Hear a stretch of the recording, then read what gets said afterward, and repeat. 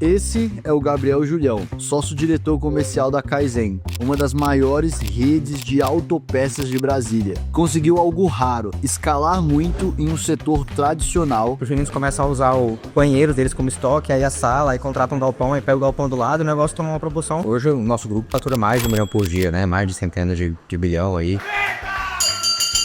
Eu entrei como estagiário e hoje eu sou sócio no negócio. Mas eu nunca também me vi como estagiário. Hoje, a Kaizen está expandindo para outros estados e crescendo em um ritmo impressionante. Se você não tá crescendo, você tá morrendo. Porque se você não for agressivo no seu crescimento, você começa a correr vários riscos. Mas o que será que eles fizeram de tão diferente? Será que foi uma virada na cultura? Uma mudança de estratégia comercial? Ou simplesmente uma nova forma de olhar para o time de vendas? Quando a gente aplicou isso, a gente conseguiu ali atingir o faturamento que seria o faturamento que a gente tinha planejado para maturidade, em 6 anos. Para você descobrir, eu vim até aqui no centro de distribuição da Kaizen, visitar a operação de perto e entender como uma empresa que sempre foi forte no offline conseguiu crescer tanto apostando em inteligência comercial. Fala, isso aqui, a Casinha da Norte não vai bater meta offline, né? Por que ela não vai bater meta? Eu falando isso, mas assim, me tremendo quando eu lembro. Eu falei, cara... Por isso, eu vim conversar com o Gabriel para descobrir o que eles fizeram para transformar uma operação tradicional em um case de crescimento que qualquer empresa pode aprender, inclusive a sua. Vou trazer uma opinião talvez um pouco polêmica aqui sobre esse assunto, que é o seguinte. Bom, galera, esse aqui é o Gabriel Julião, um grande amigo meu. E o cara tá montando um negócio assim que eu mais admiro aqui em Brasília.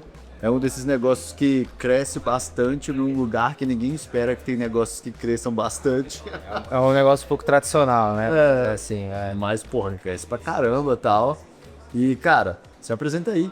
Tá bom, velho. Então, eu sou Gabriel Julião, sou sócio-diretor comercial aqui no Grupo Bueno. E Grupo Bueno, ele é o grupo que contém as bandeiras Pecista, principalmente, e Kaizen, né? Na verdade, a gente nasceu com Pecista, que era uma distribuidora uma distribuidora de peças de elétrica, né? Nasceu há 30 anos atrás com o nosso fundador, Mário Sérgio, que ele ia comprar peça em Goiânia, em São Paulo, trazia pra cá, colocava no porta-mala do carro dele, ia batendo de porta em porta, oferecendo as peças. E aí, então, a gente brinca que o nosso primeiro estoque foi o porta-mala de Chevette. Então, foi bem simbólico pra gente. É bem simbólico pra gente esse Chevette. É o Chevette que tava aqui embaixo quando ele chegou? Então, não é esse Chevette. Na verdade é engraçado, porque a gente comprou esse Chevette pra dar pra ele de presente como surpresa no evento da sucessão que a gente fez. E aí, então a gente comprou, não é esse o mesmo, mas é igual a esse. Ah, simbólico, top. E aí a gente deu pra ele de presente. E aí esse negócio começa, né, a tomar grandes proporções. Os meninos começam a usar o banheiro deles como estoque, aí a sala, aí contratam um galpão, aí pega o galpão do lado e o negócio toma uma proporção gigantesca aqui no DF. E aí, em 2019, a gente cria a bandeira Kaizen, muito com a proposta da gente se aproximar do mecânico, porque a velocidade, a qualidade do serviço, então você estar próximo desse cara importa muito no mercado de autopeça, e pra gente também poder abrir a nossa marca de varejo,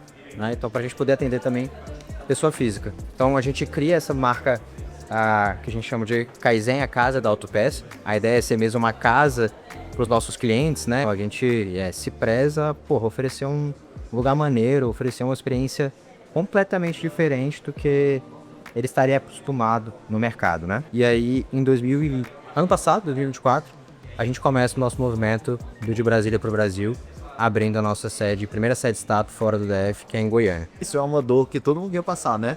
Escritório ficando pequeno e tudo mais. O pessoal da Finscale, por exemplo, tá vendo sede nova agora também. Essa é a dor que todo mundo quer.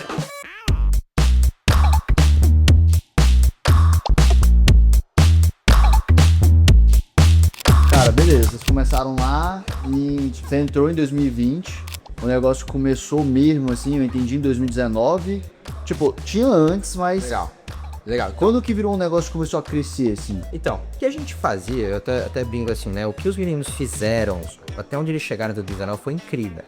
Baseado no que eles eram, né? Então, eles eram assim, eram 3 pessoas, basicamente, ali, tocando o dia a dia, né? Em termos de liderança, e conseguiram fazer o negócio chegar muito longe, assim, muito longe mesmo. Então, a Pecista, que era a distribuidora, ela tem uma marca que é fenomenal, assim, a marca... É porque quem não é do ramo não sabe, mas todo mundo que é do ramo, aqui em Brasília, conhece a Pecista, tá? conhece. É bizarro, é muito O forte. Brain, então, é bem forte. Isso é uma coisa que traz um diferencial do caramba, porque diminui o custo de aquisição. Total, total. Então, assim, o que a gente fez? Em 2019, a gente começou, e aí começou como uma experiência, tá? A Kaizen Casa da Autopeça, ela nasce como uma experiência, uma ideia do nosso presidente de fazer uma loja bairro. Então a ideia, ela nasceu como uma loja bairro. Vamos fazer uma loja que é a loja mais cara e que o cara pode comprar ali lá, tipo o Carrefour bairro, tipo, Entendi. entendeu? Só que o que a gente percebeu? E aí isso eu já tava, então eu entrei como estagiário e já comecei a trazer um pouco dessa perspectiva. Falei, cara, por que eu tô cobrando mais caro? Se na verdade, eu consigo ter uma proposta de valor interessante para esse cara e aí atender ele completamente com o que ele precisa. Por que eu não trago o processo da distribuição para esse cara também? Sabe, eu trago a proposta de valor que eu tinha em termos de preço, mas eu trago junto para ele também entrega, eu trago junto para ele também a minha garantia, eu trago junto para ele o meu atendimento. Então a gente começou a entender que, fazia sentido a gente ter a Kaizen em Casa da Autopeça como a nossa principal bandeira para o cliente. Porque ela, em termos de proposta de valor, fazia muito sentido. Eu não precisava ter duas. Eu podia ter uma proposta de valor perto desse cara que fizesse sentido para ele de maneira global. Então a gente começou a encaixar a Kaizen Casa da Autopeça como essa parceira por completo desse cara. A gente conseguiu praticamente dobrar o faturamento que a gente tinha da loja. E depois a gente abriu a loja da Ceilândia. Na verdade, a loja da Ceilândia já estava aberta. Quando a gente aplicou isso, a gente conseguiu ali atingir o faturamento que seria o faturamento que a gente tinha planejado para maturidade, em 6 anos. A gente faz em uns. Então a gente consegue trazer uma perspectiva muito interessante. Pegaram um viés de agressividade comercial e tudo muito acelerado. E aí hoje, por exemplo, range assim de faturamento, dia, ano, Cara, então, quanto tá aqui? Em termos de, pra pegar em termos de tamanho, né? Hoje o nosso grupo fatura mais de 1 milhão por dia, né? Mais de centenas de bilhão aí.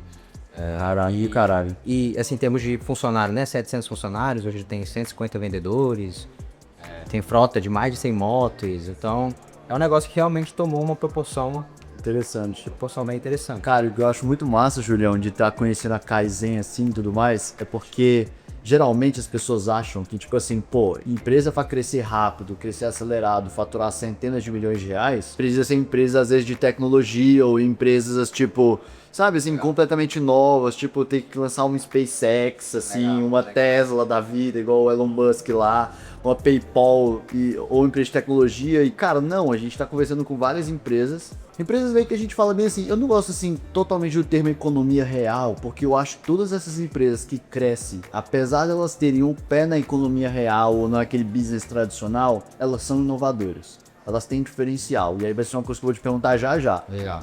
Mas eu fico impressionado, tipo assim, de conversar com você e ver que, cara, essas empresas que têm essa pegada mais tradicional também no core, né? Puta, vender peça. Tradicional isso. Elas também conseguem escalar, né? Geralmente quando a gente fala daquele negócio de um business tradicional, da economia real e tal, as pessoas pensam, não é tecnologia, não precisa de tecnologia. Por que vocês têm uma área de tecnologia assim? Velho, hoje a gente, primeiro, né? Todas as decisões que a gente toma pra gente poder saber pra onde a gente tá indo, estruturar os planos de ação, a gente precisa enxergar o que tá acontecendo, tá? Só que é muito difícil enxergar acontecendo porque o negócio é muito grande, é muito complexo. Né? Então, sei lá, pra gente poder determinar o quanto a gente tá vendendo nos canais, já é uma... Nossa senhora, velho. Tem que mexer em um monte de coisa para que aquele dado saia da maneira correta. Então você precisa de muita inteligência para você ter dados que você possa confiar. Você ter dados para que você realmente possa tomar decisões em cima de dados que realmente fazem sentido. E tem muita coisa que a gente faz, que tem muita inovação que a gente traz para que a gente possa escalar e chegar onde a gente quer chegar. Então, trazer alguns exemplos para vocês. A gente tem hoje um sistema que a gente chama de portal, que é um site que o nosso cliente pode acessar e pode comprar tudo por lá. Você tem uma noção? Pouquíssimas empresas no Brasil hoje têm essa ferramenta. Quem tem essa ferramenta são nacionais, né? São empresas que estão no Brasil inteiro, são realmente muito grandes. Nós somos uma empresa ali regional e temos esse processo que foi desenvolvido inteiramente dentro de casa. E o pessoal que tá ali, sim, hein? Parabéns pra vocês. Então, é uma ferramenta, e essa ferramenta ela foi extremamente importante na nossa abertura de Goiânia, por exemplo. Porque em Goiânia, como a gente lá em Goiânia a gente é só distribuidor, os nossos clientes estão acostumados a esse tipo de compra. Quando a gente não tinha esse portal, a gente simplesmente estava fora das cotações. Cara, beleza. Mas qual que é o diferencial, então, pra conseguir escalar, entendeu? Você falou cultura, por exemplo, cultura achou um negócio sensacional, mas que mais? Junta tudo aí. Eu diria que hoje a gente, dentro da Kaizen, a gente tem dois tópicos, assim, que eu acho que colocam a gente em outro patamar, tá? O primeiro deles a gente é muito obsessivo com a nossa entrega pro cliente. Tipo assim, a gente é muito obsessivo com isso. Muito obsessivo. Então, a gente cria uma porrada de controle, uma porrada de diretriz, uma porrada de coisa para que no final a gente tenha uma entrega melhor pro nosso cliente. Sabe dos pontos que mais aparecem que os clientes gostam da gente? Nossa devolução e nossa garantia. Caramba. Você vê, é um negócio que assim, você não precisa de nada pra isso, tá? Você não precisa de tecnologia, você não precisa de nada pra isso. Você tem só que estar disposto, porque isso custa dinheiro, tem que estar disposto a tornar o seu processo de garantia de devolução mais fácil. Gastar dinheiro por isso, né? Ser obsessivo com a experiência do cliente. Assim. Olha como é engraçado, todo mundo também acha que uma vantagem competitiva pode ter que ser algo extraordinário.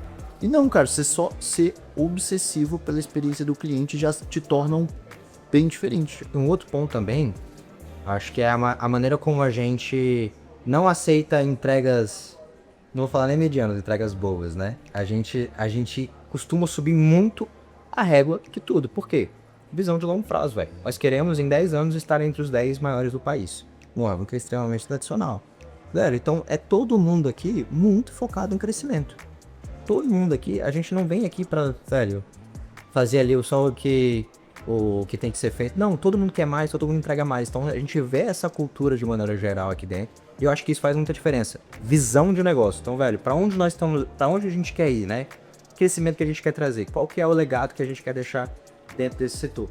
Puta, você ser obsessivo pelo cliente e você criar essa cultura de, tipo assim, cara, over delivery, tipo, excelência e tudo mais, isso é bem cultura, né? Isso é bem cultura. Os dois pontos estão atrelados à cultura. Então, assim, mais uma vez, a gente até foi visitar um escritório, velho, de contabilidade, que também é uma parada, tipo assim, economia real, tradicional e tal. A gente falou muito sobre cultura lá, os caras saíram em, tipo, 6, 7 anos de, cara, 2 milhões faturados para 80 milhões faturados no ano, entendeu? Tipo, absurdo, escritório de contabilidade, assim, absurdo. E falou sobre cultura, a gente chegou lá, tinha um quadro, cultura do cara, assim... E às vezes a gente tem essa dificuldade de falar bem assim, tá, mas nossa, todo mundo fala sobre cultura, mas como é que faz isso? Simples, né? Ações pequenas, todos os dias, bater esse martelo, cobrar essas ações e tal. Você vai criando isso, entendeu? Só não pode desistir desse processo. E acho que aí você falou, a cultura, ela é assim, eu acho que as pessoas, elas sabem o que tem que fazer. Então assim, cara, você sabe que o cara tem que chegar na hora, por exemplo. Aqui os vendedores, se chegar 1 minuto atrasado, é advertência. 3 advertências, uma suspensão. E assim vai. 1 minuto. Por quê? Cara, porque o cliente ele começa a falar com você 8 horas da manhã. Então você tem que estar aqui 8 horas da manhã para atender o seu cliente. Então assim, as pessoas elas sabem disso. Elas sabem o que tem que ser feito. Mas o que é difícil? Cara, esse embate. O embate ele é muito difícil, cara. Porque assim, não é todo mundo que tá disposto a fazer isso. Não é todo mundo, porque é difícil mesmo, cara. É muita gente, são certas pessoas. Até você virar o negócio, até o negócio começar a andar e se tornar tipo a cultura, cara, vai muita porrada. Você tem que se desgastar o tempo inteiro. E eu acho que é normal. Tem muita gente, tem muito líder que acaba. Velho, deixa eu falar. Beleza. Tá vendendo ali. Que muitas vezes é isso, tá? Tá vendendo ali. Muitas vezes é isso. Muitas vezes são vendedores que vendem bem pra caralho. São vendedores que, vendem seus 500 mil por mês. O cara tá vendendo, deixa aí. Uma filmada ali é BI, ó.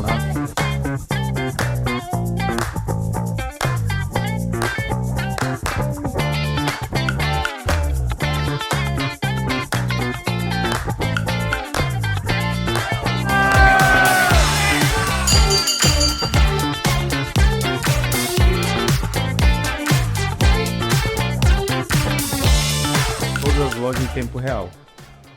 Todas elas. Aqui é o balcão de todas elas também. Ali é o CD onde a gente está.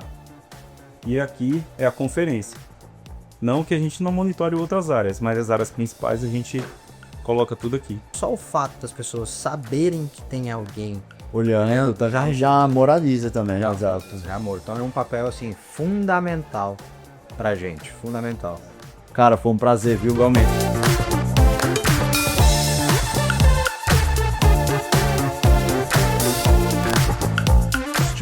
Tá começando hoje, velho. Tipo assim, quais eram os principais...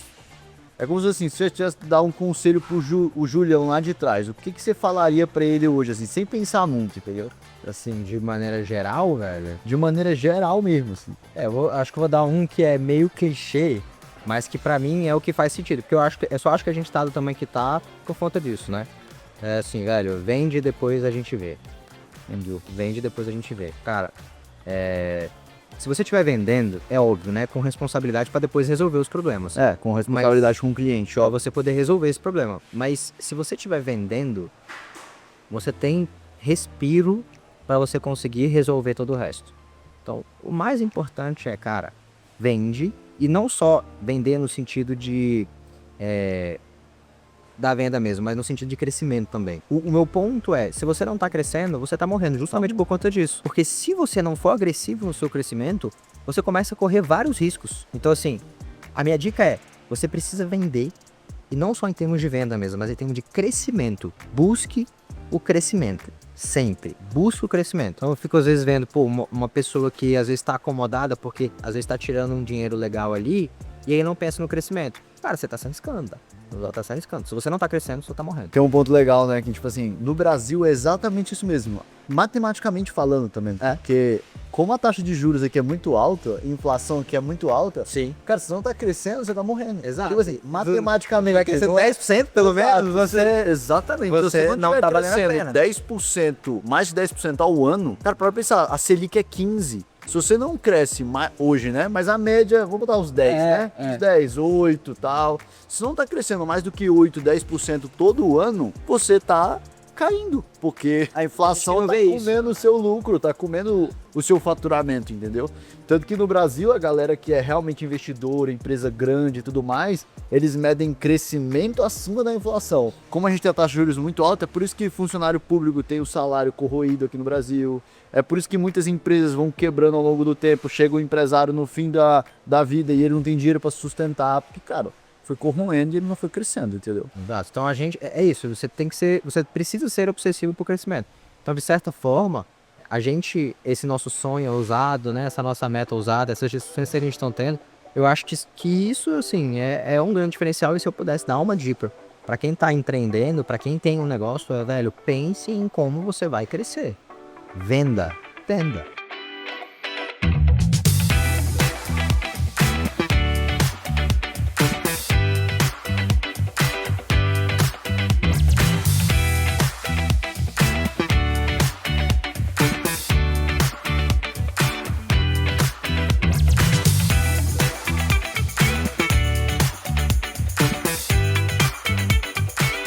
Cara, pra gente fechar aqui, papo, assim, 10 minutinhos, aquelas respostas diretonas, assim. Você é um cara que sempre foi muito bom comercialmente falando. Te conheço há bastante tempo. Como saber que um vendedor é bom? Pelo menos ter um indicativo, assim. Tá bom. Ó, vou trazer uma opinião talvez um pouco polêmica aqui sobre esse assunto, que é o seguinte. Quando você fala de contratação de vendedor, eu sugiro tomar muito cuidado com aqueles vendedores muito persuasivos. Então, aquele cara muito bom de persuasão, eu falo isso com experiência própria, assim. Os melhores vendedores em termos de persuasão que eu tive que mandar embora. Por quê? Porque o cara não segue processo, o cara não segue regra, o cara não se adapta a uma cultura e a um time. Em geral é isso. Então, tomaria muito cuidado com esse tipo de perfil. O que eu enxergo que é um perfil interessante para vendedor, tá? Primeiro, é um cara que está disposto a aprender. Então, assim, é o que a gente chama de coachability.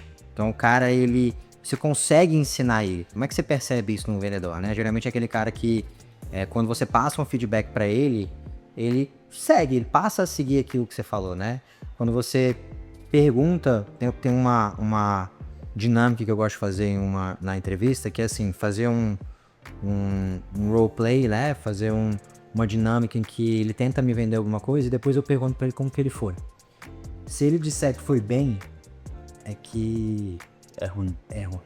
Porque esses caras, em geral, Não querem aprender, né? eles em geral, eles percebem coisas que eles fizeram errado e eles estão dispostos a aprender.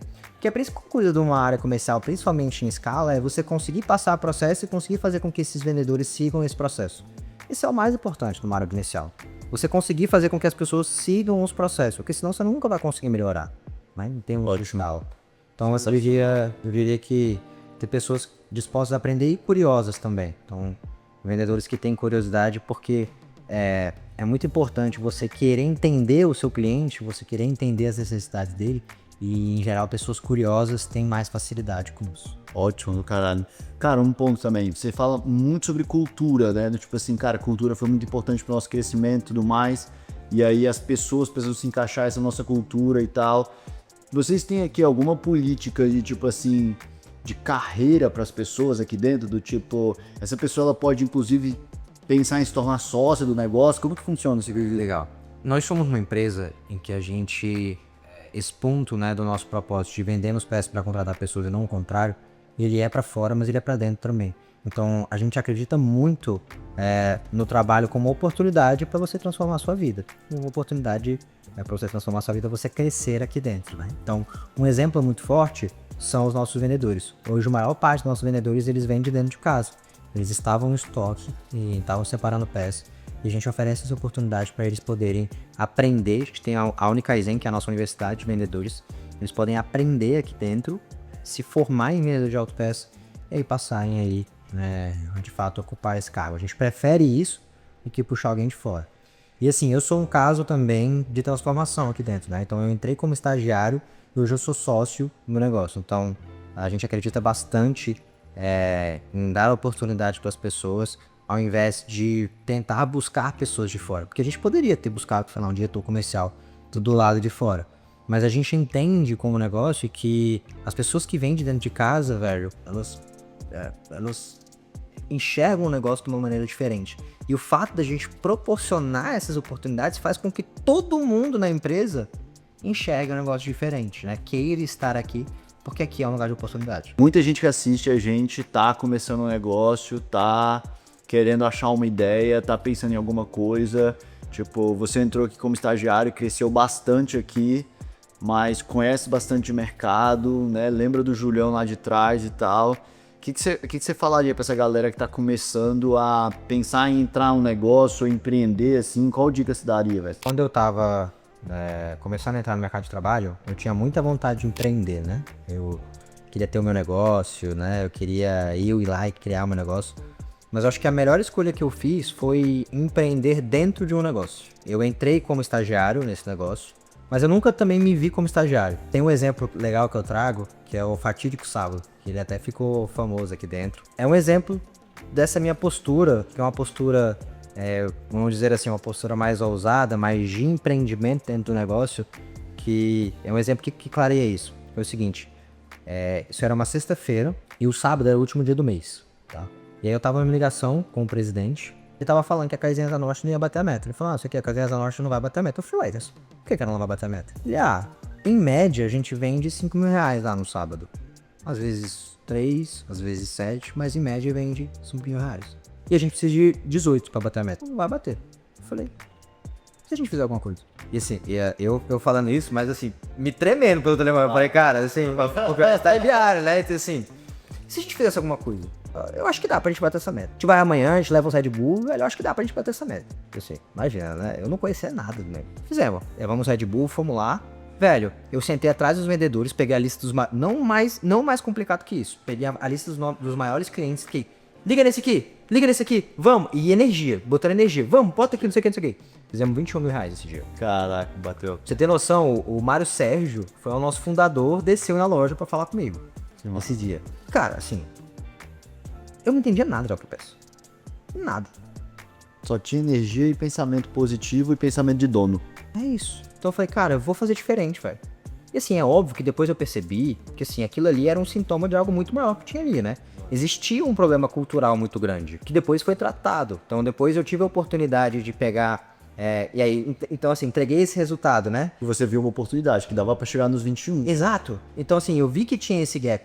Isso veio a partir desse intraempreendedorismo. Então, velho, de tomar a responsabilidade com as coisas. Quando ele me falou que a loja não ia bater a meta, eu me responsabilizei por aquilo. Apesar de não ter nada a ver com essa parada. Eu acho que muitas vezes as pessoas que estão nos negócios, elas tentam jogar a responsabilidade de lado sobre as paradas, sacou? E eu acho que isso fez com que tomar pra mim a responsabilidade dessas coisas, de resolver, mesmo que às vezes não fosse direta, fez com que eu pudesse trazer grandes resultados aqui dentro. E aí chegar onde eu cheguei. Uma coisa que ele falou que eu gosto muito é senso de dono e autorresponsabilidade. Então, cara, tinha senso de dono mesmo sendo estagiário. Ele falou, cara, eu sou dono dessa parada e você é dono e eu já é dono. E autorresponsabilidade, velho. Botar a responsabilidade no ombro e falar, não, eu vou resolver o problema da meta que tava meio impossível, ela resolveu. Vou resolver o problema da loja, depois vou resolver o problema do... E aí, cara, uma coisa que eu gosto muito também é que, tipo assim, você não entra num negócio, velho, sem varrer o chão, velho. Você tem que varrer o chão. Tu foi lá e... Porra, foi pra dentro de uma loja, então você conhece de uma loja e tal. Então, cara, do caralho.